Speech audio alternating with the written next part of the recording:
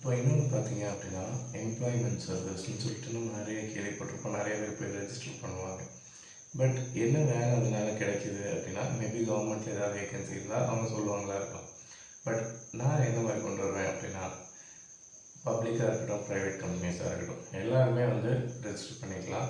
So vacancies எல்லாமே டக்குன்னு fill ஆகிற மாதிரி, அவங்களுக்கு ஏற்ற மாதிரி படிப்புக்கோ எல்லாமே வந்து கிடைக்கிற மாதிரி, ஜாப் எல்லாருக்கும் 100% கிடைக்கிற மாதிரி.